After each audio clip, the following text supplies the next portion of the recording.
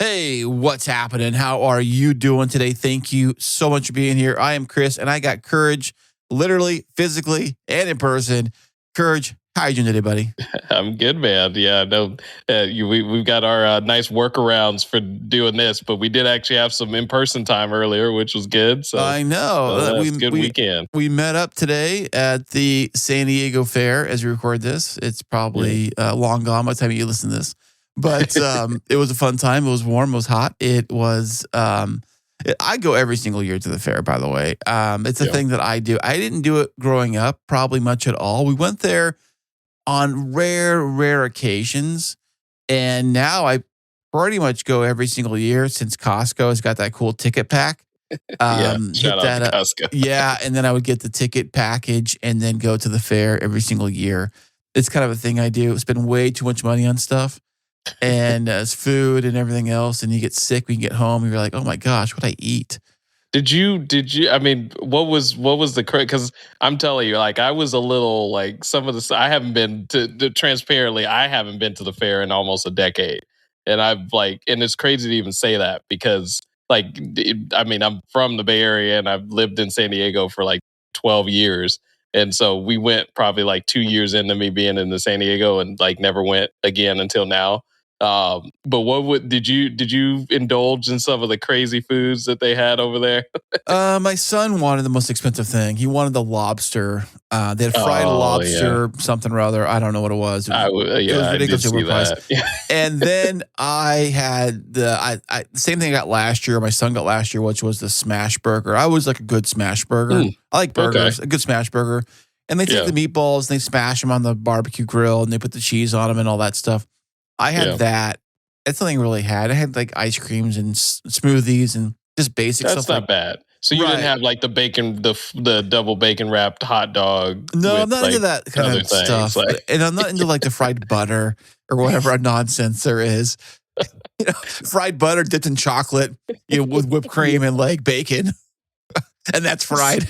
Because I'm telling you, some of the stuff is like, I know you're being tongue in cheek, but like some of the stuff is basically that. Like, well, there was that cheeseburger my son was going to try, but he already ordered the lobster. He wanted to there is a cheeseburger they sell. It's literally like 3 patties, meat, cheese, and bun. I mean, meat and cheese, but the bun is a Krispy Kreme donut. Dude. So my one son had it a long time ago. He was so little, he wanted to try the thing, and we got it, and it's a weird combination because it's like the sweet and salty and kind of happening at the same time kind of deal. And so it's almost like when people who put like, I don't know, bacon bits in like an ice cream sandwich or whatever kind of deal. It's kind of that sweet salty kind of combination deal. It's kind of like that going on or whatever. And I think last year I got the Hawaiian bowl, which is probably the most healthiest thing you can get. It's like barbecue chicken with inside a pineapple as a bowl with the rice in there and pineapple and stuff. I usually get that, or the kebabs are really good. They're like healthy for you. The chicken kebabs, the vegetables on the thing. I usually get that too. So. But, it's like some of that stuff, just like looking at it, I felt like I was going to the hospital. Like, it was like, you have to like literally like not care about like any kind of diet when you go to the fair and you look at the different things. I don't think they even put the calorie count on any of that stuff. God, why would they? I mean, we did do the smoked turkey leg though. How was it? It's too dark for me. I'm not a big dark. Like it's dark meat. Yeah, like I enjoyed it. I liked it because it's not too fatty though. It's not like a bunch of fat though. No, they made sure like even though it was dark meat that you were getting like a lot of like the meat and not just like the fatty parts. So, okay, that's what I thought it was, like all fat and grizzle. No, they did a good job with that. I have you had the one wrapped in bacon though? They have one that like that wrapped in bacon. There's just something about wrapping something in bacon where it's like that's where you're really just sealing the deal with. Yeah, I think one year they had bacon dipped in chocolate and fried. Or something. The creativity level is beyond me for sure. That's why I mean, you can't eat it every day. I mean, you can try, I guess, but But it's one of those things where it's like it's like a treat, going to the fair and checking all the fair food out. And it's all kind of the same stuff. If you've had it once, you've had it before. And there's a few things like the lobster thing you had today. A few things are all basically kind of the same stuff. And the fair really is the same thing, but it only happens once a year. So it's not something happens every day. So it's not like, it's kind of like a special treat. So even though it is the same thing last year, it's like literally the same thing as last year. I mean, the theme is different, but other than that, like, the food's pretty much the same and the layout's the same and the rides are pretty much the same. Yeah. The things they sell are pretty much the same. Speaking of selling stuff, I was in the fair, the section of the fair where you actually go buy, all the vendors are selling stuff. And I was talking to the barbecue guy. He had these really cool like outdoor barbecues. You've probably seen them. They're all like really nice with the chairs and the refrigerators and the hidden TVs behind the cabinets and like the bar stools and all that, talking to the guy about the different ones. I'm like imagining my backyard, wink, wink, how I have a space to put this thing together and ask him different prices and how you do for different sections and all this different stuff. Not that I have a place to put the stuff anyways. Called advanced planning. Well, then I went to the pool guy talking to him all these pool questions about like, okay, if I want to dig here, how do I do that? What kind of soil? What kind of pool? How much is it going to cost me? Like all these different things, I'm like totally, going back and forth with this guy for like a good 15 minutes, about my pretend pool I'm going to buy, like how it's going to go together and stuff. I can show them the listeners the text, the listeners or YouTubers the text of I'm talking to the guy about the pool guy about a pool that I don't have. For a house I don't have. Or a house that I don't have, yeah. We're signing contracts over a house I don't have. I had to put a pool in or whatever and figure that out. So, but yeah, it was a good time, man. It's always a good time when the fair's in town. I love it, man. So, but I'm glad they got to see you down there. Welcome down to this part of the hood down here.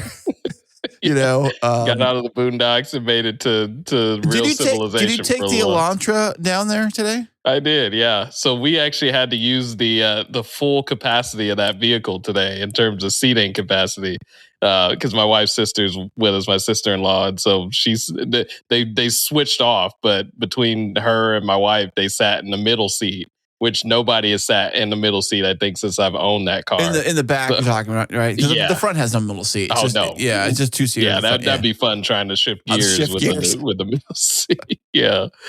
But nobody's ever used that middle seat up until today. And so, they made it work. We made sure the AC, because that's the one frustrating thing about that car is that, and a lot of cars in that segment, is that they don't have rear climate vents in the back.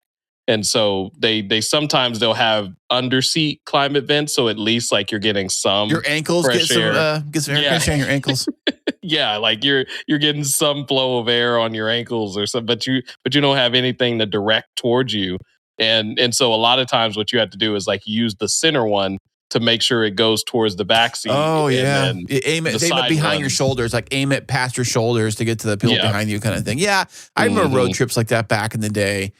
Family car, we had the AC vents in the front way before AC vents were in the back, and same deal. Like everybody in the front, like I always complain I was in the back, like I was so hot all the time.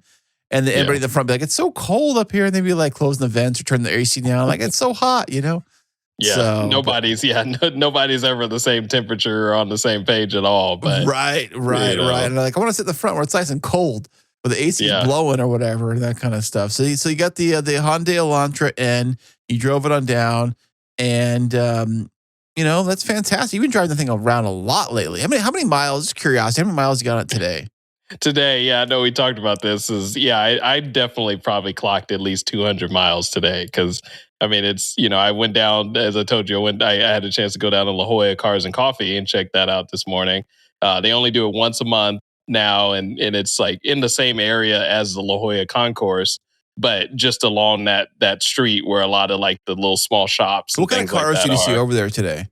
So it was interesting because, I mean, I've been to Rancho Santa Fe Cars and Coffee, which, the insane level of cars that you can see there from like Enzo's, you think you're cool. F40. You think you're cool with your Hyundai Elantra N. That's cute. And that guy pulls up with like, a quarter million. shows up. Oh, yeah. I mean, I mean, I'm sure even people, they probably snob their nose to like some Lamborghinis too, I'm sure, but like whatever with that thing, and stuff. But this one was definitely a good mixture though. Like there were a lot of Rolls Royce and Bentleys. Like, yeah, I saw one on the freeway not so long ago. Tell you the truth. Come back from Vegas, I saw one on the freeway. A newer one too. Some lady was driving it, which was kind of weird. But but those kind of cars, like the Rolls Royces, those were the La Jolla one. Yeah, there was a mix. There was a little bit more on the side of kind of like mid 2010s ish, like supercars and sports cars, like the 458 Italia. It was a really nice 458 Italia. Any R8 Audi R8s? Yeah, there were two R8s that showed up. There was a really drivers focused Murcielago that was there. Like you could tell that it was somebody that it was an older example and definitely somebody that was like putting miles on it. Like really had some paint chips, some. Or they could have just bought it for a bargain. That's probably what it was, to be honest. They got it for pretty cheap from like a previous owner, but it's sort of lately it's been kind of rare to see them because you see just picturesque models of them everywhere. So this one definitely had some miles, and it was not like the best example of a Murcielago, but it's kind of cool to see a car like that being used. And so, well, what's your thoughts on that though? Like if you had like my car, I was kind of thinking because my car it's used, you can see it's used, you can see it's got wear, you can see it's not in perfect condition or whatever. Yeah. But I didn't buy the car to like flip it either. So I wonder if your like mindset, if you are looking at like high-end exotics. Yeah. Is your mindset, I gotta try to flip this, so I'm not gonna drive it as much. I'm gonna like wrap it in saran wrap and just keep it in the bubble, or whatever. Or am I gonna use this because it is a vehicle and I want to use it and it's already kind of depreciated because I bought it used or whatever already. So you're just like, well, I might as well just use the thing, Yeah. I don't know. It's kind of a weird mindset. It depends, because I like I said, I bought my car. I didn't think about flipping my car. I guess it depends on your. And then the thing about cars though, anything with wheels, any kind of car. I mean, unless you go to like the crazy rare exotic kind of cars, like super rare cars, almost everything is going to depreciate. Yeah, and it's going to get wear and tear and go down in value. But there's most of the stuff hits a floor though. And what is that floor? And are you willing to live at that floor? Eat off that floor, supposedly. Yeah, are you really? Yeah. That's a good way of like internalizing that. Yeah. Are you buying something that you're willing to eat off the floor and still enjoy it at the end of the day? Like, right. Or does it kill the whole owner experience that like, oh, my car like isn't worth like, X amount of money now? Like, I definitely think it's a really interesting question because a lot of people do. And I think there is like kind of a realistic side of things. Like you don't really want to spend money on a car, especially a significant amount of money on a car and then have it depreciate completely. Like, well, all cars do that though. It's a thing, like every new car, what is it like? So many $1,000 it like loses the second you drive it off the lot. Yeah. No matter what it is. And people just, I mean, I can't believe people have the financing horror stories I've been seeing on Instagram. People like with like 50,000 negative equity and they're rolling that into a new Mercedes or whatever, like it's just like, how do you even like fathom paying like $2,000-$3,000 a month on a car payment? People do though. I mean, I guess, I don't know. It's whatever. Hey, speaking of cars though, you love the Korean cars. I mean, you have a Korean. Now, did you like Korean cars before you bought your Hyundai or just because you have your Hyundai now? That seemed like a pointed question there, but well, I'm just asking. Are you a fanboy or no? I know is it because you? I mean, okay. Let's just say it's a fair question. It's a fair question, though, and that's why I give you a little bit of a hard time with it because it is fair. Because to be honest, like when you first asked me, I would have said no. Like I was not. Like the only car that I probably was a fan of was like the Genesis Coupe, like we've talked about. What about the Veloster? The Veloster, I thought the Veloster was kind of cool. I did think the Veloster was cool, and the funny thing was when I had my 300ZX, I was a part of the Z Club, the San Diego Z Club, and one of the guys, one of the kind of head guys of the Z Club, actually ended up buying like the first generation Veloster. Interesting. Like a 1.8 liter, 120 horsepower, whatever it is, kind of thing. I think so. Yeah. But I think his might have been a turbo. So he had that going for him, but it was like the frog style. So like if you've seen those with the matte gray paint and in the back end where the exhaust pipes make it look like a frog. Pretty much, like if you painted it green, it would be a frog at the end of the day. But I think I know what you're talking about. Yeah, he had one of those, and he bought it while he was still part of the Z Club. He had 280s and a couple 260s. And, it's not like he changed like completely ownership. Like I'm selling all my Zs and I'm going to buy this Hyundai, and I'm just going to like switch brands completely. I mean, you had your other fun cars, your other Z cars. It's just kind of like, I get it. If you're a car collector, he had some options. And he had a more dailyable car because right. The 280 and the 260s he had. Although the back seat on the back door on the Veloster is like, what is that? Is it like a door or is it like a latch or something? Is it like a little trunk? I don't know what it is. Off the top of your head, can you name one of the other cars that was like basically in that same camp with the weird like suicide type door situation? Did Mazda make a Mazda 2 or something like that with it? What was the RX-8? Oh, I'm sorry. Yeah, that's right. Mm-hmm. RX-8. Yeah, that's right. RX-8. I only mentioned that because I was on the freeway today coming back actually from the fair. I think no, it was actually when I was coming back from the concourse, and I saw like a really, really well done RX-8, like which you don't normally see, to be totally honest. Yeah, I heard those things had problems, dude. I heard those things are like rotary lifestyle, man. Yeah, I heard, which is kind of funny because you think about there's less parts in a rotary engine than a cylinder engine, right? Yeah, it's like only one piston, really, I guess.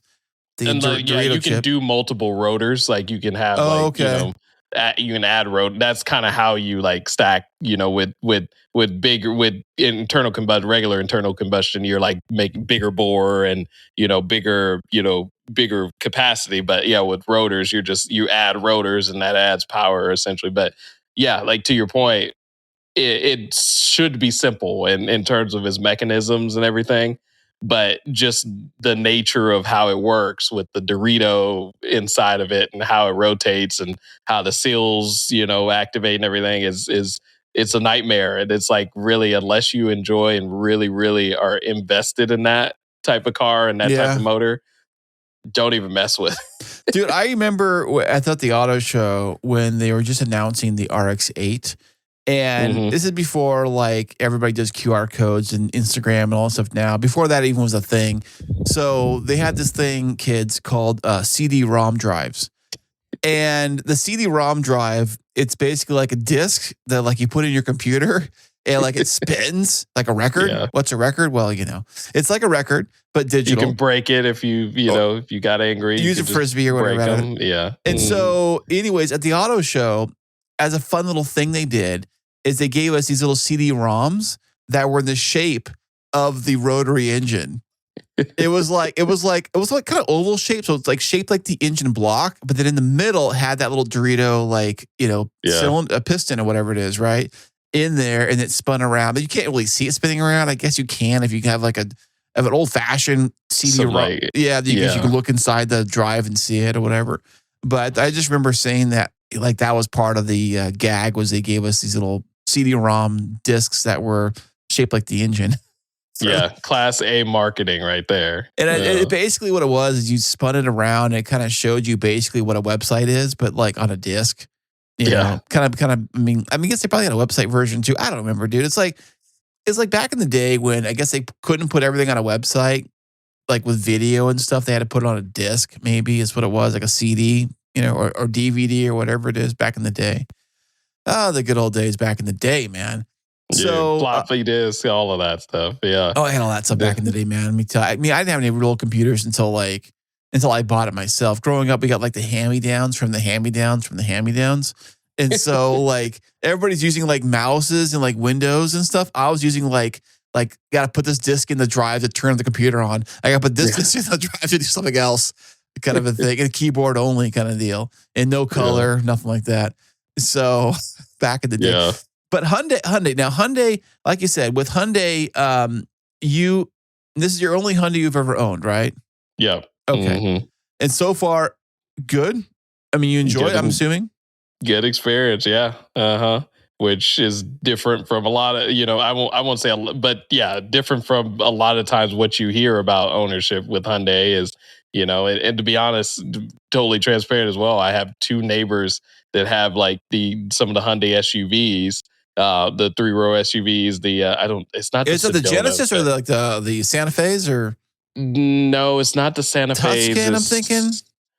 No, it's because it's bigger than those. I think it's the Kia Sedona or that's Kia though.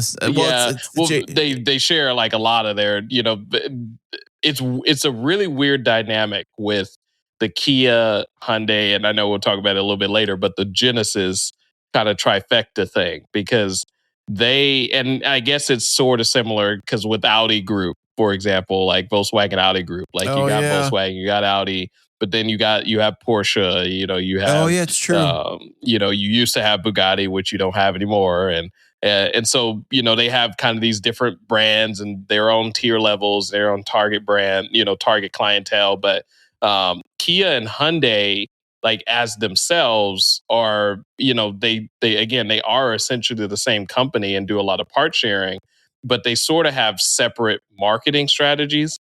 But Genesis has always sort of been Hyundai's luxury brand, sort of like, Lexus to Toyota. Right. Or Infiniti to Nissan, or Acura to Honda, or Lincoln to Ford, or Cadillac to Chevrolet. Yeah. But Kia doesn't really have their version of that, do they? Or do they borrow with Genesis? That's where, again, I'll probably get grilled on this, but that's where it doesn't really seem like they take advantage of that more luxury brand the same way that Hyundai does with Genesis. Like they sort of try to do it on their own, because like they have some of like the Kia, like the GT. I was talking to a guy actually today. He has the K5 GT, which it's basically, it's still like a 4-door sedan, but it's a bit bigger it's more like the Sonata. So it's the Sonata Genesis, and the right? K. No, so it's Kia. So it's Kia's version. Yeah, so it's Kia K5, and then I believe the Hyundai Sonata is on the same. Essentially, it's the same thing, but it's like Kia's version of it. But the K5 is a cool car because it's got the 2.5 liter turbo and 290 horsepower, and they actually, I think they make a V6 version of it that has like 360 horsepower or something like that. And it's kind of rare to find V6s these days, honestly. Yeah. It's like a lot of companies are just making like the 4-cylinders turbos. Even if they go like 2.5 liter turbo, you can get 300 horsepower of those with a turbo on it. Yeah. And then they jump into like a V8. Yeah. Or something like that. But the V8's for like the high dollar, like, big SUV or big luxury vehicle kind of thing, Cadillac, Blackwing, that kind of stuff. But everything else seems to be like 4-cylinder turbo for a while. I'm saying you don't see a lot of V6s. You're starting to, it's starting to go by the wayside, because it's like you can get similar power figures from a turbocharged 4-cylinder, or just jump to a V8, and just get all of the power pretty much. But right, you don't see too many, other than like the crazy Corvettes and things like that. You don't see too many like boosted V8s from the factory. They're all like regular stock, but they still make good power. Most of the V8s, even Lexus, when they had their V8 in their, I forget the car it was. That IS, they redid the IS 500 recently. Right, but I think it had like maybe 500 horsepower. Yeah. 450-ish, somewhere around there, which is about the same numbers the Mustang puts out. Maybe the Camaro when it was around, and the Dodge when it was around, with their Hemi stuff or whatever. And their, was it the 392 engine? Yeah. That thing put out like 4-something horsepower, whatever it was.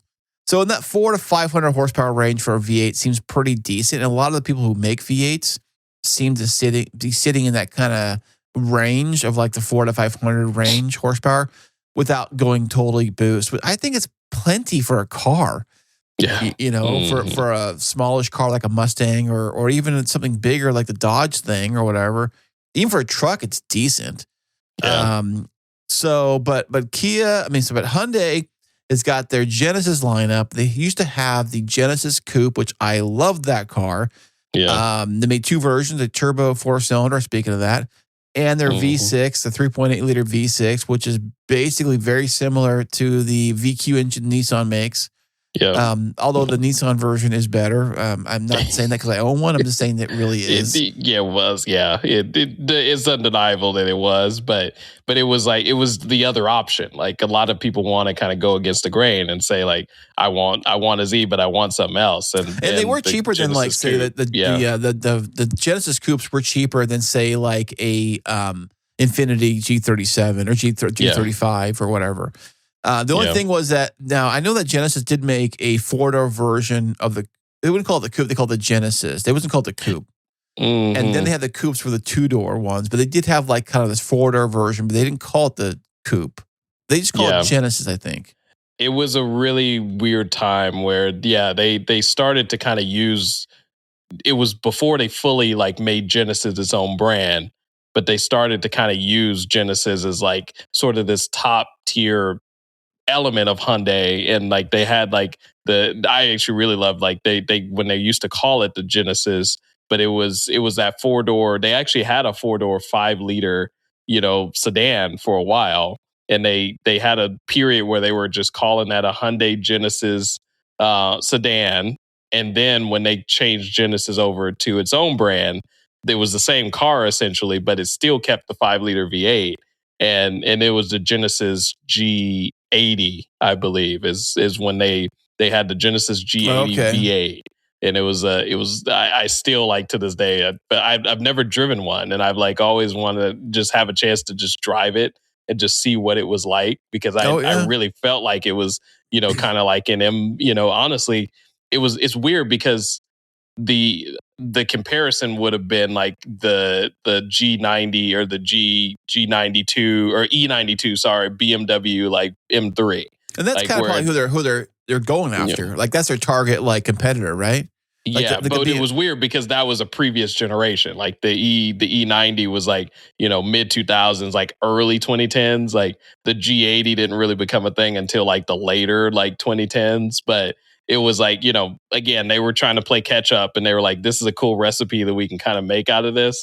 And so, it was just like another option to like not necessarily go the German route and go like, V8 sedan, performance sedan, but go, Korean, V8 sedan. As you're saying that, I know that like the Genesis lineup, their whole thing, I remember was that you could buy a Mercedes for X amount of dollars, but for a lot less, you can get a lot of the same features, like all the same features, except for like the badging, all the same features in our car for a lot less. That's kind of been their whole like thing from the beginning. Now, I don't know how priced they are. Well, I'm sure they're still cheaper than like a Mercedes, a comparable Mercedes to a comparable Genesis. I'm sure the Genesis is still probably cheaper, right? I mean, I would think so. But and on the same thought, though, is that like, I kind of wonder about this because, with those Chinese cars being cranked out, you see all the cool features they're having, all the cool electric stuff they can do. And almost every car, when I sat at the Chevy booth today looking at different cars, they all seem very nice. The interior is very plush, all that stuff. Your car's newer, same deal. And I get that. They all kind of have that same feel. And I kind of wonder, for a manufacturer like Hyundai or anybody who tries to put out a new fancy car on the market, is like the interior and all the bells and whistles and fluff on the interior side, is that like the easiest part of the car to make versus like suspension, engine, motor, power output, like I would think the mechanical parts probably seem to be more difficult to put a car together. I would think that like the guy designing the interior is like, yeah, okay, it looks great. Yeah, okay, great. We'll do that last because that's like the easiest part to do. Let's work on the hard stuff first. Maybe like, let's make it, like figure out how to make a 1.2 liter, like 400 horsepower with 5 turbos or whatever. Let's figure out how to do that. Yeah. The leather is easy. The interior, I mean, everything now is all digital anyways. Like the interior, like long as you can do a lot of sharing and right. Like, I mean, maybe they've used like Samsung for the screens. I don't know. But like, I mean, they could use like whatever. And the design for the interior, most cars today, if you look at one from like, say, even a Genesis or a Mercedes or a, any of them that like, I on the luxury tier, I would say if you remove the badges completely and you like blindfolded and like dropped yourself off in either one of them, you're like, I don't know what car this is. They all look the same. Like literally, like they all look the same. Yeah. You know, other than like the badging, like you're inside one or the other. Okay, I mean, we get to that certain level, you know. But I think even at the lower levels, like the Camry level and stuff, they all start. Yeah, because I mean, even the current Camry right now is like it's a nice like car to be in, like the interior design and like the materials and everything. Like, I mean, it's like it's not what it used to be in terms of like, you know, you drive a Camry, you feel like I'm driving a Camry or I'm driving a Corolla, like. You know, I do agree that like that's the easier part to overcome, and right, and they can just copy anybody they want. Like Hyundai, I wonder if Genesis did that. That's why they say look at ours compared to the Mercedes version. Like they've got all these things. They've got butt massagers and leather everything and whatever, and they've got heads up displays, and we got that too, and we got widescreen. We got a big 50-inch screen on the dash for your touchscreen infotainment system and climate controls and all that kind of stuff. Because I just think that stuff seems easier to do to put together in a car than the actual which is almost kind of odd how things kind of have flipped around. Because it seems like back like the 80s, like that stuff was the hard stuff to get in a car. Like comfort features seemed like it was like very hard to get this stuff done right. And then the motors were like whatever. I guess it depends. I mean, I guess it's all an evolution.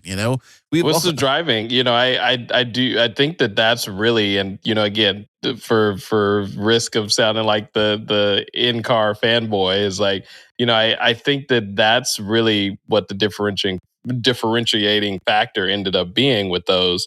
And, kind of, I know this whole discussion kind of was sparked by, my buddy Joe's comment, in question about like, what is KDM and, like, what is that? And, why is it so popular, especially now? Like, why has that gotten so popular? And, KDM, essentially Korean domestic market cars, the Hyundais, the Kias, the Genesis and all of those. The Daewoo too, I think. Daewoo, yeah. They, Are they still around? Are they around still? I don't know.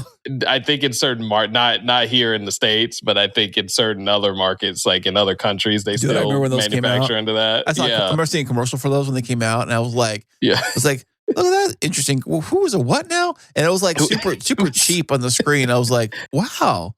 Look at that. Yeah. It's like who's a what that? Oh, how much is that? Like, I'm interested in just that alone. But I think that it goes to your point why they're so popular. I think because of the price point. They undercut a lot, and it was I went on a little bit of a kind of research spree because again, to your way earlier question of was I into Korean cars before I owned the N.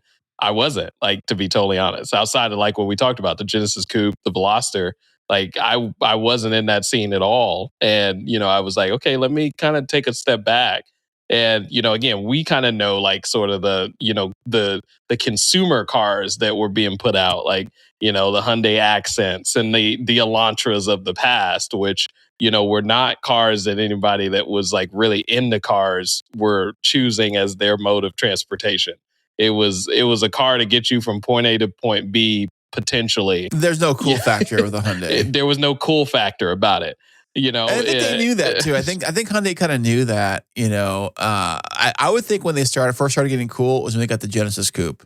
Mm-hmm. Because I don't think they had much before that. Maybe an SUV, but it was like your grocery getter SUV. Yeah, there was nothing. Because even like the Santa Fe that they have now is not the same way they approached the Santa Fe back in the day, like back in the 2000s, 2010s. Like they don't have a Bronco-ish type vehicle. They don't have like a 4-wheel drive thing. They don't have a cool wink, not yet. What's on the horizon? I think they want to get there. They want to do that, and I know Hyundai probably wants. They see other companies doing that, and I think they want to get in there and I think they have this hot market right now because they are very popular cars. You see a lot of Hyundais on the road. I don't know how many Hyundais are on the road right now, but you see a lot of them. Yeah. And it could be I see more Elantras now than I see Civics, to be totally honest. Because you own one, dude. That's why. No. I know that's the whole it's really funny you say that too, because I back in the day when I played like a lot of video games and stuff like that, and Grand Theft Auto specifically, there was always this like, and I know it was like kind of written into the code of the game, but it's like whenever you would like, get a certain car in the game, and the cops catch you because you couldn't get away. No. Well, it was more so like whenever you got that car in the game, you started like the algorithm of the game started to like kind of produce that car more as like part of like the regular traffic. Really? I didn't know it did that. No way. It was a weird thing where it's like, and it could have been, the funniest thing was it could have been like a rare car that you really would never ever see. And you would be like, oh, I have to get that car. Like there were certain cars in there. It was like the Viper that they created. Really? That was like not a real Viper. They don't call it a Viper. It looks like the Viper, but it's not a Viper or whatever. They made a live action version of that. It was like the Banshee or whatever. Like they actually made a live version of the car. Copperhead, are you thinking of? No, it was actually like a collaboration with Rockstar Games and some other stuff. Like something like a cartoonish kind of car. They did use the Viper. Yeah, they did use a Viper to like build it, but then they kind of built the Banshee over top. But yeah, it was a funny thing about that like even if it was like a rare car that you never saw, if you happen to like get that car in the game, like if you stole it or you got it off of a mission or something, after you started driving the car around, the algorithm of the game started making it just show up like as if it was just a regular occurrence before that. It almost made you feel like you were just like, why did I like strive for this when it should just be there already, kind of thing. But it's the same thing psychologically. Those racing games, you have to like buy your way to the top. Then you get like the cool cars, they give you like the basic cars to start with, and then you kind of work your way to the top on all those driving games and stuff. But speaking of cool cars, Hyundai. Now they have in the works. Now have they decided to greenlight this project of the supercar, or is it kind of like still like in the like wishful thinking phase?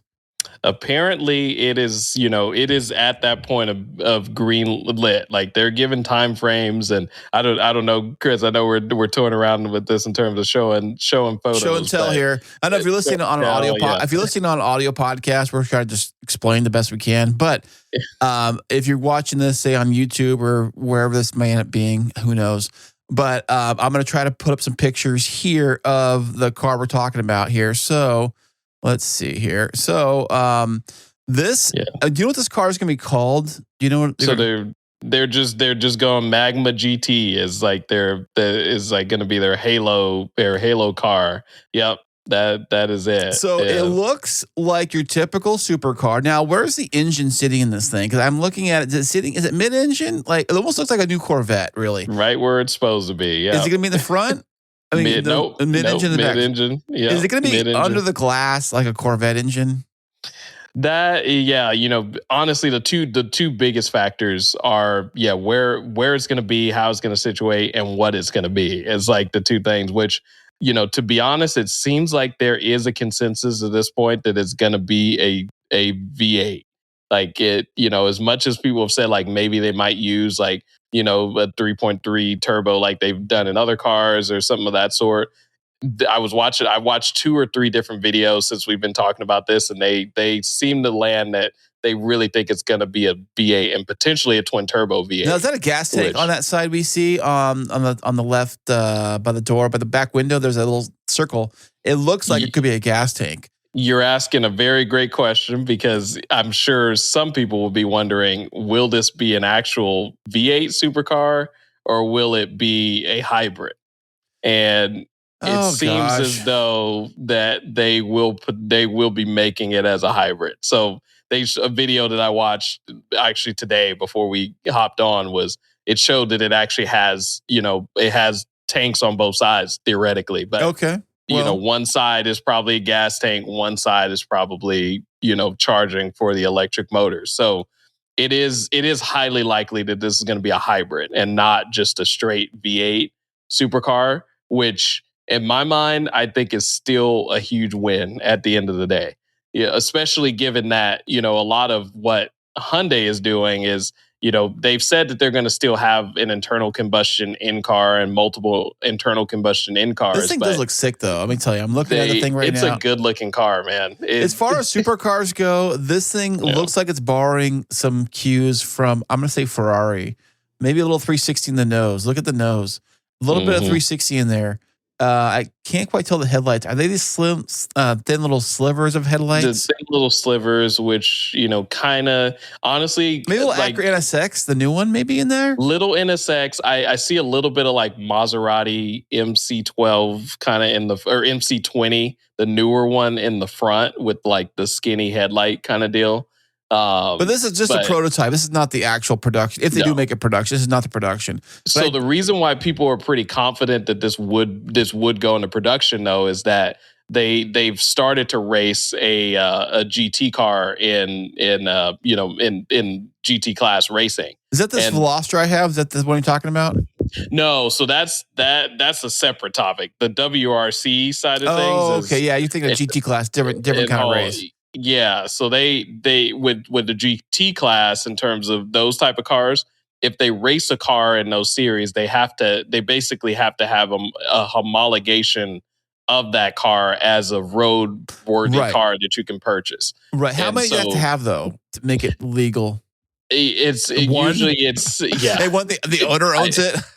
I would have to look it up to know for sure. Somebody listening probably knows, but I think the minimum is usually like around 500 units. Like you can, you can do more. GTD, I think, made somewhere around that for their Mustang GTD car. I think they made a small number of units. I watched a video yesterday. This guy explaining how he had to he bought his and how he bought it, and basically, I'm just thinking like, this guy's like uber rich kind of guy because he's mentioning other high end cars he owns and stuff too. And I'm like, oh, of course. Why not? Like it's not something that the average person can just walk up and buy. Even if they had the money in there, they have to like an application process. You have to be like, go through a lottery process. You have to like all the things just to be able to buy the Ford GTD because there are only so many of them. Yeah. And so it's kind of one of those deals. But I have some shots of the interior of this new car. What was this car called again, by the way? The Hyundai Supercar? The Magma GT. They should name it something like not Hyundai, but like maybe use the letters of Hyundai in there. Like, the Z uses like a 240Z or whatever. Maybe they should put something like the HX 2000 or something, Hyundai, you owe me some money for that. And that's the thing about it, again, that like they're really branding the Genesis brand as something, again, like it's separate. Like there was when we had the Lexus LFA, we didn't have a Toyota version of that. Like it was the Lexus LFA was like the Lexus Halo car of everything in terms of that, but they didn't really kind of bring that down to have like a Toyota version of that. They did do it with like certain other cars, like the GX, like the Land Cruiser, and then you had like the GX 550s and all of those. Like you would have a version of the Toyota, but then you would also have a version of the Lexus. It seems like the top tier cars like this, they're saying we're going to choose which brand wears that Halo car. Well, this is obviously a Halo car. Look at the thing. And by the way, the tachometer is right in the center of the dash where it should be on most supercars or sports cars, really. Yeah. I think they all kind of do this. But looking at the actual, like, the gauge, I don't see a big iPad in the front. Do you? Yeah, I do not. I see what looks like it possibly could be an analog, like, tachometer, like right in the front there. Maybe digital numbers for the miles per hour or kilometers per hour, wherever they sell this thing. Like in the middle there. But one cool interesting thing that threw me for a loop was the actual, I gotta find it. It was the actual shifter. And the shifter itself, at first glance, you think, oh, it looks like a stick shift. But it's not. It's not. It's not. It's an optical illusion because it actually looks like a stick, but it says RD, and I guess there's a park on the top left. It's got the Prindle. It looks like a gated shifter that you'd find in like a old Lamborghini or Ferrari or whatever, but it's not, and it's got this weird like handle with this weird like circle thing in the middle. I don't know if to put your finger through or what that's for. That's what people are gonna do. Hold your churro. That's what it is. Hold your churro from the fair. It's a churro holder. That's the purpose of this car, is to drive it to the fair, grab your churros, and stick it right in the middle of the shift knob. Right now, somebody actually pointed out though that they're a little concerned at, and I don't know if you're aware of this, that, and it really doesn't matter in my opinion. You get used to whatever the car proposes, but people say that in terms of when you have a somewhat sequential style transmission, that your upshift is actually supposed to be pulling down on the lever and your downshift is supposed to be pushing up. In this car, according to this image, the plus sign, reversed. Yeah, it looks like it's pushing up to upshift. And now in the video games, when you actually shift in a video game, how is it with those? Is it actually like up a button, down a button for shifting? I usually keep it. I kept it automatic when I would do the video games, on the controller, because I would be like holding the throttle down, whatever that button that is, and just like steering with the other joystick or whatever. Yeah, but I know some people like to get crazy and start doing the shifting and stuff, and I wondered how that worked on that. And I'm a little spoiled because when I really started getting into steering wheels and sim racers and stuff like that, I either had the paddle shifts behind the steering wheel, which those are easy, left is downshift, right is upshift, or I actually had an H pattern, 6-speed, attachment that goes to the steering wheel. There's no feel with that though. You don't feel like nothing. It's like moving a plastic nothing or whatever. You do hear the slot when you go in. Oh, which is does it go cool, click though? Does it click on the screen or in the actual box you're clicking, the actual shifting box? Oh yeah, you hear it on the actual physical within the game. It's sort of dependent on the game itself whether they built in the physics and everything. But right, that's next level. But hey, check out these seats, by the way. Oh, on the screen, if you're listening, you can't see this, but the seats kind of have this they look very bolstered. That pattern though that's on the seat itself, the high back of the seat, it's it's crisscross, kind of like I don't know, pillowish, kind of it looks like a pillow a little bit. The pattern, I guess, is a checkered kind of pattern. Or a waffle, but yeah, like a waffle, exactly. Yeah, better said. The seat looks like a big giant waffle. I'm actually getting hungry. Waffles. Speaking of that, one time in the fair they had waffles and chicken. They stopped making this. It was chicken and waffles. Yeah, but I didn't see that. Actually. Yeah, they take chicken strips, they flatten them out, they put them in a stick, and then they dip the whole thing in a waffle. They put it in a waffle. Basically, they bake a waffle around that. So you're walking around with this stick with a waffle on it, but there's chicken inside. So I used to get that a lot when I used to go there. Just imagine an alien comes to Earth and just goes sees to the something fair. Of that. So it goes to the fair. Yeah. Speaking of Alien, I saw the Alien movie over the weekend. By the way, the new Spielberg movie. Yeah, it's all right. Oh, really? Yeah, it's. I haven't seen any of those. So. Oh yeah, I mean, it's a bunch of talking, some action, a bunch of talking, and.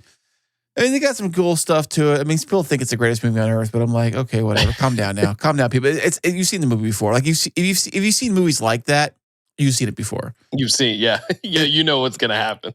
kind of thing. Oh, two people have got special powers. They met aliens when they were kids, and now they got special powers, and they're going to save the world. Oh, really? Okay. I think I've seen this before. Okay. Yeah. So speaking of the gauges, I'm going to show you the picture of the gauge with it looks like it's analog, but it still has a digital. It looks, now that weird text, you can't see this if you're listening, but they got this weird graphics. It's a square, and it's a weird triangle pointing to the other square on its right side. So you got square, triangle, or maybe half a sandwich. If you cut a sandwich triangle sideways. And then another square. Are those supposed to be where the speedometer goes, you think? I mean, where the actual how fast you're going, I guess, would be right there? I would think. I don't know if you're sharing or not. I'll probably have to pull it up if you don't see it on the screen? It's not on the screen? No, not yet. Oh, okay. I know we're working out the kinks. Okay, how about now? Oh, there we go. Okay, sorry, I must have hit the wrong button. I'm got 15 windows here. I'm like Mission Control with all these different monitors. And I'm like, I put it on the monitor. I see it right now. Why aren't you seeing it? Hey man, we're doing this though. This is a new level of Cool Cars with Chris. We got know, images, right? We got us. Right. Here you are. You see it all. If you're on YouTube, you see it all. If you're on audio, you're listening to it all. It's all good. Yeah. We're all right here. If you're driving right now, please don't look at your phone. Don't watch the video. Yeah. Or whatever. That's why I like the audio, so much, because you can actually drive your cool car and listen to Cool Cars with Chris at the same time. Check that out. But that's a tachometer right there, and I can see it looks like it goes to 7,000 at the top. Yeah, you're going up to this. So the TAC reminds me a lot, and not in terms of range, because do you know about that whole Gordon Murray, the GMA T50? Have you seen that? Which is like Gordon Murray's like version. It's like a modernized version of the McLaren F1. But because he was involved in the development of the McLaren F1, he knew so much about the car that he's created his own company. And the T50 is like the modernization of the McLaren F1. Not that that's like necessarily comparable in this, but that car revs to like, I think it's 12,000 RPMs, if not more. And what kind of motor does that thing have? It's a V12. It's must be small in pistons. It must be like pencil head V12. Like size pistons, that thing. Yeah, like super small. But the only comparison I'm drawing is that like they do that where they kind of have that center tack, because that's the whole car's like, party trick, is that it like revs like a motorcycle basically. And, you're just watching, and seeing just the revs go all the way up. What does it say here? It says designed by Genesis. As if is that what that actually says? Yeah, it is. Yeah. As if we didn't know that already. Well, one, it's like it's just the weirdest thing that I was looking at this the whole time, and I just thought that they just made a break in like the 7 and everything, and it was still just a bunch of dash lines. When you get into like the design by Genesis section, it means you blew the engine. So you know who to call to get it fixed. That's what it is. That's the danger zone. But this tack looks like a wristwatch design, Yeah. When looking at it, like they must have took the cues of like a Rolex or something like that, and it kind of has that look for the tech, which I don't know if too many cars have like a wristwatch, Rolex watch like look for a tachometer. Shout out to my dream car brand, Aston Martin. They have that on the tack. The tacks look like that. One of the few that have just had this very distinct kind of watch brandy type tachometer and other gauge cluster type things. Like there's a couple like Pagani, and they're like, again, we're talking about unobtainium cars right now, but Pagani does that really heavily, especially in their more modern cars. And I'm sure Bugatti does too, right? Yeah, Bugatti does that. The new one that they were supposed to come out with, the Tourbillon or whatever they called that, like has it. So yeah, like it's definitely been reserved for like the higher exclusive and this cars. is probably one of those like higher. I mean, this car, even though it's a Hyundai, it's a Genesis and that kind of deal. I kind of wonder if what's the price point going to be for something like this if it hits the United States? You think?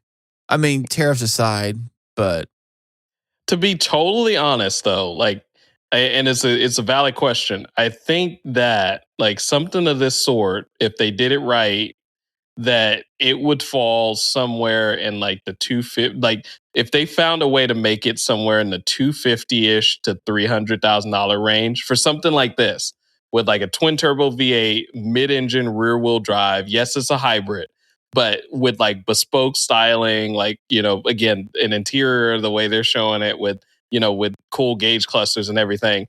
Yeah. If you made something like that in the $250,000 to $300,000 range, you're undercutting so many cars that are in, the above 500,000 to $1 million. That's another stratosphere, range. Dude. That I don't even know what's up there. Like I said, we're in the unobtainium bill right now with all of this, but that is weird to say. But like a $250,000 car that does all of those things really, really well is going to undercut so many cars that are far more expensive than that. Right. And if they're going to play that game, I feel like they have to have that type of strategy. Well, also too, like Hyundai's whole thing is like, we make cool car or we make luxury type cars for a lot less. Yeah. And the thing that always got me about the Hyundai or Genesis lineup was that, yeah, they make cool cars. They got all the bells and whistles of a Mercedes or BMW, and they're a lot less. But I think people that this is like people who have that kind of money to throw around on a car are probably going to just like walk past that and go straight for the $500,000 or $1 million cars or whatever. And I'm sure it happens a lot. I'm sure the same thing happens with BMW. Mm-hmm. Right. And I think so. I'm kind of wondering that who is going to buy this? If somebody had the kind of money to buy a $200,000 car, they may just end up buying a Lamborghini or something anyways, and walking past this, and even though the Lamborghini might be twice as much, they may just like walk past this just because the brand. Right, because the brand. There are people who only wear particular, articles of clothing. They only wear certain watches. They only, because of the brand, they pay for the brand. They want that Mercedes badge. They want the BMW. They want the Porsche. They want that. That's what they. I don't care if it costs 5 times as much. I don't care if your car is whatever. So I was kind of wondering with Hyundai in general. I'm sure. It's kind of a weird like who would buy this then if even if it is $100,000. Would you be competing? Would you be taking away customers from like say a Corvette? Who would buy a Corvette? They taking those guys away and lowering. But I think the people who would buy a Corvette would be like, no. No. Well, no. Like, to be honest, though, I mean, because that in and of itself is probably something where if again, not being in that realm at all, is like if you were to look at, because the Corvette is stealing a lot of like other brand lunches right now with the C8 Corvette and the ZR1, the ZR1X, and the performance bracket that's in versus the price. And to be honest, like those probably might be the more potential buyers for something that, they don't want to dive into, Ferrari or Lamborghini because of the price point. And, they went to Corvette and Chevy because of the fact that they were undercutting all of these supercars and everything. Maybe that's like, maybe that demographic of people that kind of challenge the system to say, I don't need a Ferrari, I don't need a Lamborghini. Like, Corvette's doing the same thing, if not better. Like, I'm going to give them a shot. Those might be the same people that if you executed it properly with the Genesis and the Hyundai brand and everything, they might potentially do the same thing. Because it's, you're essentially making the same recipe, twin turbo, V8, rear wheel drive, mid engine. Like, maybe they're not offering a manual, which the Corvette doesn't either. So, well, I think honestly, I think this kind of manual looks cooler because it looks like, I mean, if you were like window peek into this new feature car, if you went to look at it and like peeked in the window, you saw that shift knob that we showed you that looks like the churro holder, we'll call it. It looks like a gated manual, even though it's an automatic, which is weird. And so you see that, oh, this thing looks pretty cool. I mean, I think they got a lot of design cues right, and I think Hyundai they copy design. I mean, everybody copies everybody for the most part. The Santa Fe, everybody has said that the new Santa Fe looks straight up like a Defender. Like, yes, and I remember when the Ford Explorer came out and it looked just like the Range Rover. But also, too, Ford did own Range Rover back then, I believe, when they designed that. Weird kind of, And they also copied the front end on the Fusion, looked like the Aston Martin. I thought that was super cool looking. That was a real shady. We could do a whole episode on just the shadiness of how that all happened. But they're still to this day, because I told you my dream car is like Aston Martin. Yeah, and still to this day, get a Fusion. Get a Fusion, put a wing on the back and maybe some rims and lower it, dude.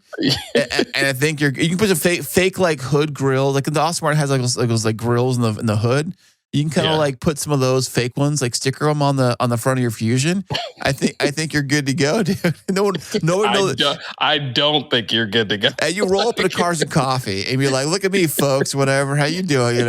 Sit back it's by Austin, and you get like a fake Aston Martin badge, you put on the door or something on the back or whatever. Yeah, that'd be like the worst day ever at the Cars and Coffee. My worst day ever. Yeah, but make good content though. You gotta make a funny video out of it. It would be great, funny video, go viral. If somebody did something like that.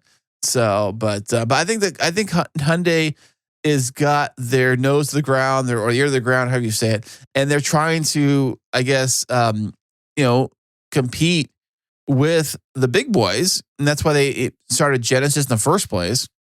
Yeah, and I just think though, at the end of the day, we're dealing with people, and a lot of people buy when they buy cars. A lot of them buy with emotions involved, Like, how does it make them feel? Do they want to feel special? Do they want to look special? Do they want to, like, is your hot shot lawyer with all this money to spend? You're going to be like, Are you going to drive around a Hyundai or going to drive around a Mercedes or something, And it just depends where you live too, Like if you live in like Newport Beach or whatever, or someplace fancy, I don't think you're going to see a lot of Hyundais.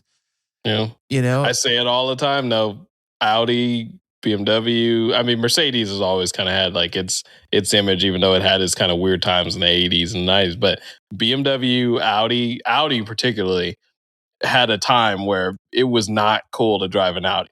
Like, it was, they had an era where. Well, what's the other one I'm thinking of? There's another one.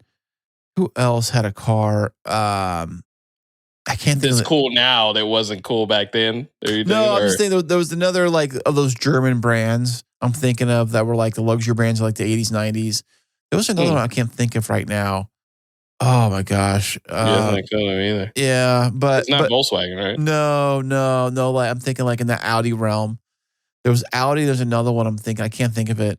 But I know what you're saying though. I know a guy I work with mentioned he had one, and I was like, oh okay, or whatever. They had a glow up, like they, like you're like the Gen whatever say now. It's like they had a point where it was a transition from the Audi 5000 or whatever to like now like the Audis we know today. Which I think Audi itself in terms of just like design language, like there's some of the best cars out on the road in terms of just design. Like that's just my opinion. I love when I see like RS5s and all of those like just driving around, just the RS3s. Do you think they hold their look, their design, even with older ones? Like you see a 10-year-old one or like a 15-year-old one today. Do you see like, oh, this looks like a sharp car? I still do. Like, I mean, and you got like the Audi R8, like you see an old, again, that was a little outside that tier, but still like you see an Audi, the first gen Audi R8s, and those are still just really, really cool cars because of their simplicity on top of that. But, even when I see like some of the old like RS, like sedans, like I get excited about them. A buddy of mine had he had an RS4 with they had a supercharged V6 in those things and in a manual. And that car is legit, like all-wheel drive, I think. And I still see those today. Like every once in a while, you'll see those, and like it looks great even to these standards, even though it's like now at this point like 15-year-old car or whatever. And I do feel like they've kept that. Like you look at a new Audi and kind of still see an old Audi and see like the cohesiveness, but you have that appreciation for the older ones. Driving and owning one is a different experience. Like a lot of German cars, like they also the the repair build too. It's like every little thing. That's the biggest thing. Yeah, that's always kind of scares me with BMWs and like those kind of cars. It's like they sound cool. They got cool the M series really cool and all that kind of stuff. They are fast. It's just that I don't want to own something that it's gonna like have to live in the repair shop. And it's gonna break my wallet. That's a BMW start. BMW start. Break my wallet is what BMW stands for. So, but that being said, we just dropped the mic on that, Chris. Pretty much. But I know that Hyundais are cool. You had no issues with your Hyundai. How many miles are on the Genesis? Sorry, I almost called your car Genesis. How many miles are on the Hyundai Elantra N as of right now? As you record this. I think I'm still at 53,000. You're in the 50s? 53,000 miles, yeah. You're a 50-year-old. Okay, good. Yeah. I'll call that car the mileage maker because you're driving around. So it was just what cars are designed to do in the first place. I always kind of wonder, though, when cars go beyond the 100,000 mile mark, like how, like, because back in the day when cars hit 100,000 miles, they were like doomed. They were like dead. My old Ford Ranger I used to have didn't even have a 100,000 miles. It had 99. It had 4, was it 5 digits? Right. And then it just reset back to 0 or whatever. And so when I finally traded in, they didn't know any better because they saw it had like 50,000 miles. Oh, yeah, 50,000 miles. Good. Like you babied this thing. Or whatever. And they gave me a better, they gave me more money as a trade in on the thing, but it didn't matter because they put it on a used car, which, I got ripped off on anyways. So it didn't really make a difference. But now they got the 1 mark, and now I've seen some videos where some cars do the 1,000,000 mile mark, and I'm not sure if they reset or lock up at 99999 or whatever it is, or how it works. But they're all digital now. Like everybody's like tachometer now is all digital. So, so I was kind of wondering when cars are going above the 100,000 mile. Like my Z's got over 100,000 on it. You know, it runs great. I mean, it's clunky. It's, you know, it's not perfect. You know, it's not a brand new car. You know, but I was kind of wonder like when cars do go like way beyond 100,000 miles, like how far can they go? And I love seeing videos of people push their cars to 200, 300, 400, you know, whatever. I love seeing stuff like that. And I don't know if I've seen any, have you seen any Hyundais, any videos from people who have Hyundais that have gone that far? Have you seen anything like that? Yeah, so the Veloster, I haven't seen very many Elantra N's because they came out in 22. Like, that And was their people first, probably like use year. those for track use, not for like road trip use. They're probably more track cars, fun cars. I'm probably amongst like one of the ones that probably drives theirs the most. Like, I mean, there's some people that really do, like they commute in it, and that is their main. And it serves a good purpose. You got 5 seats and stuff, and you got space for luggage and stuff like that. So it does serve a road trip purpose. I get that, but there's definitely a lot of Veloster N's that have crossed over. I know a few, like, you know, right now, like personally, that have crossed over that 120,000 mile mark with their Velosters, and they do what they do. And like, you know, the heavily tuned ones, they probably have, you know, had to have some work done. Like, you know, but like stock ones though, probably stock ones. I've definitely seen some, or even like you know, kind of mildly modified. You know, license plate frame change. Air freshener installed. Air freshener installed. Mile, it's updated. We're upgraded now. Modified, baby. Yeah, but no, I mean, you know, folks that have done like some not crazy stuff. You know, they've done an intake. You know, maybe a downpipe. You know, some spark plugs, high pressure fuel pump change, like that kind of stuff. And what motor does it have? Mild tune. Does it have a 2 liter in that thing too, or is it like 1.8 or something goofy? Yeah, so all of the N cars have had basically the same 2-liter turbo. I know a lot of N car guys will do a backflip because I just said that. The Veloster N was a little different than the Elantra N's 2-liter turbo, but it was basically just a variation off of it. And so all of the N cars have those. The inline cars are cool cars too, though. Like I want to give a shout out to those guys because I know a couple of guys that have like, you know, the Elantra inline, or like the new generation Sonata inline is actually a really, really cool car. Like I really, really wish they would just do a Sonata N. That would just be the coolest thing to see if they actually made an actual N version of the Sonata. But the inline version is actually, I mean, it has a 2.5 liter turbo. It has a DCT, you know, wet clutch transmission, 290 horsepower. It is a bit heavier, so you know you got that kind of going against you. But I mean, it's a luxury car, so you know it's got all the bells and whistles and all of the tech and everything. And you know, the looks, like, I mean, you see them now, like they got kind of like the Stormtrooper front end, where they got the light bar in the front and they got a light bar in the back kind of deal. So I mean, I see them all the time and I get super excited because the new styling and everything they've done is just really, really cool to see. They just they've said they're going to bring like 7 to 8 new N cars over the next couple of years. Wow. They better not all be electric is what I'm telling them. Yeah. Well, I mean, they're listening to this right now. You know, like make sure you guys do not make these things all electric. What are you driving? Go-karts here? Come on now. If they gave us 2 internal combustion N cars, I would be fine. Like, keep the Elantra N and then give us something new. Like, give somebody else like another option if they don't really want like a sedan N car. Like, do something else cool that still has. Will this new Genesis thing be called an N, you think? No. So that's the interesting thing too with it is that like Kia, Hyundai, Genesis, like they all have their own way of like designating performance, which is a weird thing. So, you know, the Kia kind of does like they have the GT, but then like they have like a GT line, and then, you know, Hyundai has like the N cars, but then they have an N line, and then, you know, the Magma brand is supposed to now be solely kind of dedicated to performance. So when I think of Magma though, I think of like a truck, you know, I think of like Magma. It's like this big it's like a macho, like we're going to crush over every car, kind of like Magma off-road, like Raptor or TRX or what's the other one? Chevy has one like I guess Trail Boss. I mean, you know, yeah, I mean, this kind of makes sense. But I think of like Magma. I mean, so you're thinking more of like, you're thinking more off road for that. Well, I'm thinking, term. the term Magma. I mean, when I think of something sleek and sporty, I don't think of Magma. I think of something maybe in the lines, like I said earlier, like the HX 2000 or something like that. You know, something with the numbers and a couple letters.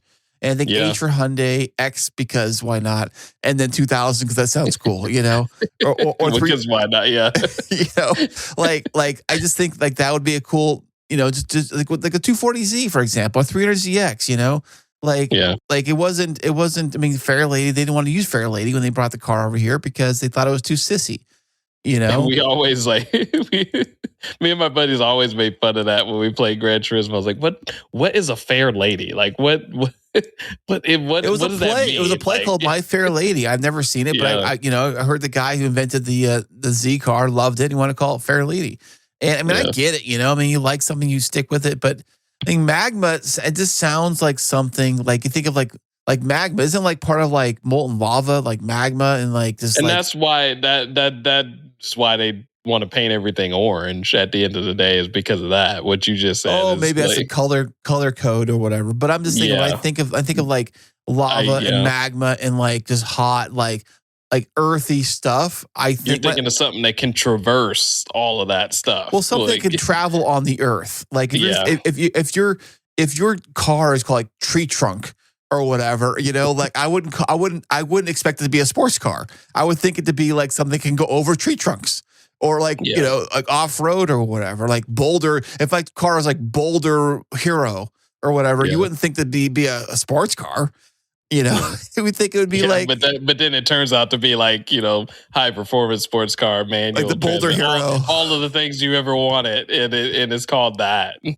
Well, I mean, that's what I would have to say. You gotta like, I mean, you gotta put this cool numbers in there or whatever. You know, put your X, put the X in there, right? Like HX 3000 or whatever. You know, I mean, you're really selling that. You know, I think the HX works. Hyundai, I'm telling you, Hyundai and X. I mean, it goes together. It's like peanut butter and jelly. You know, I mean, you can put on everything. You know, the HX Santa Fe. You heard those like Frank's the Frank's Red Hot commercials. He puts candy or whatever on everything. No, it's basically that. It's like it's a hot sauce. You know, yeah. I had hot sauce today. Like, I put that on everything. It's like you put an X on everything. That's well, dude. I had the hot sauce today at the fair today. That's the guy that had the samples, and I was brave. I was brave enough. I worked my way up to the hottest one they had because they put a little drop on this little tiny spoon, right? And I had that, and the last one, like sweating, and like I was like trying to like, you know, cough, like, you know, like, because it's so, I'm like, this is like ridiculously hot. It's like, yeah, it's our hottest one we got, you know, whatever. And I said, how do you like to have people sign a waiver for this? Yeah. And he said that like, I can kind of judge, I'm the owner of the company, whatever he said, that I can kind of judge whether somebody can like handle it or not. I'm like, what about me, dude? I am struggling here. You obviously, this is a lack of judgment. And so I like look around for my dad and my son. I'm like, where'd they go? Well, I gotta go. I'm like racing to find them, like sweating and like snots. Was this before or after we ran into each other? Oh, before we went riding and all that kind of stuff. Before I had lunch, before I ate too and stuff. Oh yeah. But there was this one I used to buy. It was very sweet. It was spicy, but not real spicy. But it was like a jam. So it was like really sweet. Like it had like. Almost like think of like strawberry jam. If strawberry jam was a hot sauce, so it was kind of like that, really, you know. And it was really good because it was kind of unique. It had this real sweetness to it, but it was like spicy, you know. And I used to put that on stuff, which is really good. But and I don't know if that was the same place that had it or not. I'm going on side tangent here, but I know it's getting late. And Hyundai's Magma hot sauce. I put two and two together, but yeah, why not? You know. Oh, hey, speaking of which, I'm gonna ask you real quick here.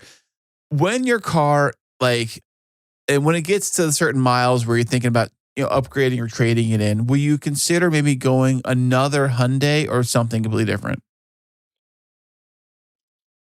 It would, like, again, Hyundai would have to make another, like, a newer N car with like an internal combustion N car for me to consider it, to be totally honest. Like, for if I was trading like that car to get something else to kind of fit into that, it to would replace that car with. Like, say that car hits 110, 120,000 miles, and you're like, or maybe 150, I don't know. And you're like, well, 150,000 miles, it's a lot. Maybe we should trade this in and get something new. Or, you know, like, would you consider staying within the Hyundai family?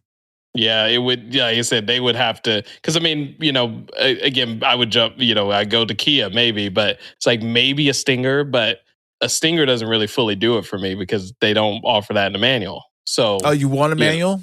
I would still want a manual. Yeah, I've just gotten so like, because before I was like, I considered a DCT before I got the Elantra N, and I, you know, after I drove a manual again, I was like, I have to have a manual again. It was a long period between that and having the Z, and so the Stinger doesn't do it for me for that reason. Like, I wouldn't want to necessarily go as old as getting like a Genesis Coupe because, you know, I'm kind of out of that stage now. Like, you know, right. Yeah. So, well, I think there's not a lot of choice unless you go to like BMW range, but then you're talking like mucho dinero. Yeah. And so I don't know. Or like the Type R's, like I said, that you can go. Yeah, you know, the Hondas those are a little pricey too. Those are like way more than a Elantra N. Yeah, and they're not coming down that much in value, which I guess people like them. They enjoy them, and you know, maybe that's why the values haven't really gone down that much. But maybe Hyundai will make another version of your car in the time, and say at 150,000 mile range. Oh, by the way, what range would it have to get to before you decide to make the move? Like how many miles wise? To be honest, like, you know, I mean, if I went through a pretty bulletproof kind of situation, like I am now, like, and I like had no like glaring reason to say like this car really is just causing me so many issues, I just need to get rid of it. Yeah, it's like, a different story. Yeah, you know, I could just kind of see it as like a car, at least for like, you know, just for the experimental purpose of it.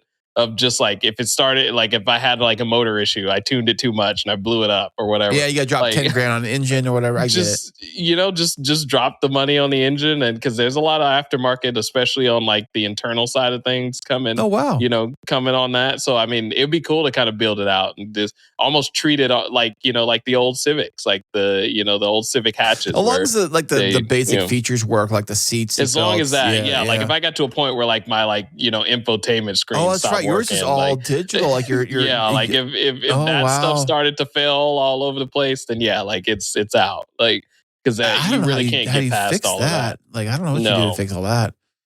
But it's kind of the same with the M35. Like all of that's like the screen is its nervous system at the end of the day. So, you know, if anything ever goes wrong with that, like it's kind of the same deal. So, you know, it's you know, even then, like you still had some analog stuff.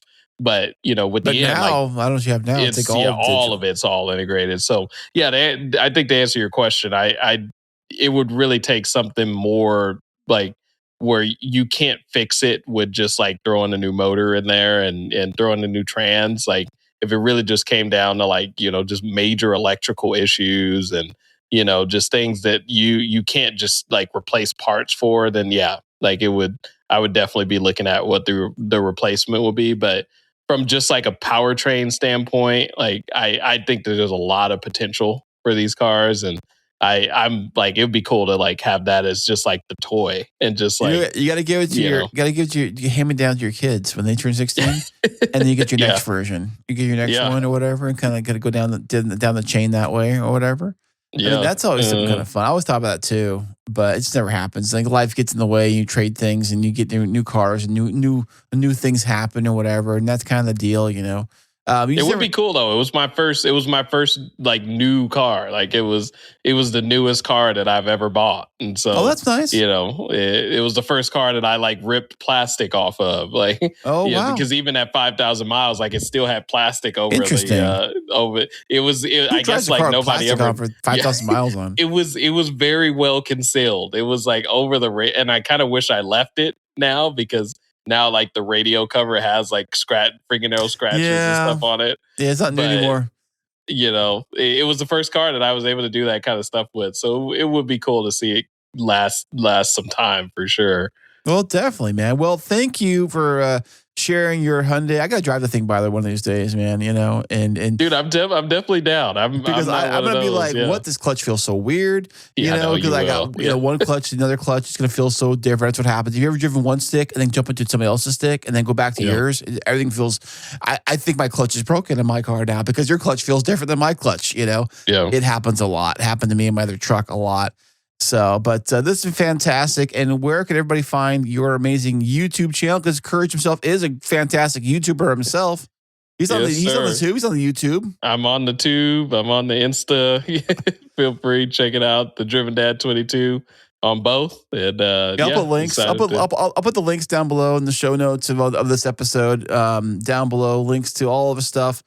All of my stuff, all the show stuff, all there. Head over to coolcarswithchris.com. It's all right there. But don't you worry. If you don't want to type nothing, you don't have to because you look down below.